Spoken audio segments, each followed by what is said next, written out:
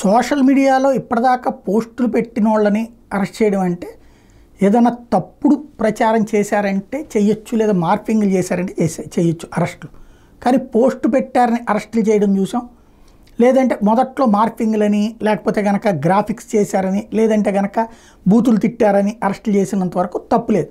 కానీ విమర్శించినందుకు అరెస్టులు చేయడం ఖచ్చితంగా రాజ్యాంగ విరుద్ధం, చట్ట విరుద్ధం, నైతికతకు విరుద్ధం. సరే, రాజ్యాంగము చట్టానికి సంబంధించి ఇప్పుడు సవాల్ చేయడానికి కోర్టులో ప్రయత్నాలు జరుగుతున్నాయి, అది పక్కన పెడితే నైతికత విరుద్ధం. ఇప్పుడు కొత్త అరెస్ట్ ఏంటంటే, ఇప్పుడు యూట్యూబ్లో కొంతమంది మైకులు పట్టుకెళ్ళి జనాలను అడుగుతూ ఉంటే అందులో ఎవరన్నా వాళ్ళ యూట్యూబర్ యొక్క ఆలోచన ధోరణికి అనుగుణంగా ఉండే పార్టీకి వ్యతిరేకంగా వచ్చినప్పుడు మాట్లాడిన వాటిని హైలైట్ చేస్తుంటారు. అట్లాగా వైసీపీకి అనుకూలంగా తెలుగుదేశానికి వ్యతిరేకంగా మాట్లాడాడని అందులో మాట్లాడిన వ్యక్తి మీద కేసు పెట్టినటువంటి సరికొత్త సంఘటన ఇది.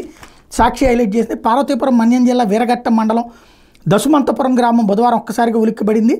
తెల్లవారుజామున సిఐడి పోలీసులు గ్రామంలోకి వచ్చారు. గ్రామానికి చెందిన డిగ్రీ విద్యార్థి అలజంగి యజ్ఞేష్ని ఇంటిని చుట్టుముట్టారు. తెరా చూస్తే ఎప్పుడో 2 ఏళ్ల కిందట కూటమి పార్టీల మీద తన అభిప్రాయం చెప్పాడని, గత ఎన్నికలకు ముందు కూటమి నాయకులు సీఎం క్యాండిడేట్ ఎవరు నిర్ణయించుకోలేదు అన్నందుకు ఇప్పుడు ఈ విద్యార్థి మీద అక్రమ కేసు బనాయించినట్టు తెలుసుకుని అవాక్కయ్యారు. అసలు ఎవరు ఫిర్యాదు చేశారు, ఏమని ఫిర్యాదు చేశారు, తమ కుమారుడిని ఎక్కడికి తీసుకెళ్తున్నారో తెలియక తల్లిదండ్రులు వెంకటనాయుడు, వెంకటరత్నములు తీవ్ర ఆందోళనకు గురయ్యారు.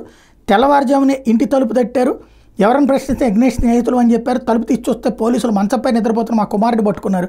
యజ్ఞేష్తో చిన్న పని ఉంది, అరగంటలో మళ్ళీ వచ్చేస్తామన్నారు.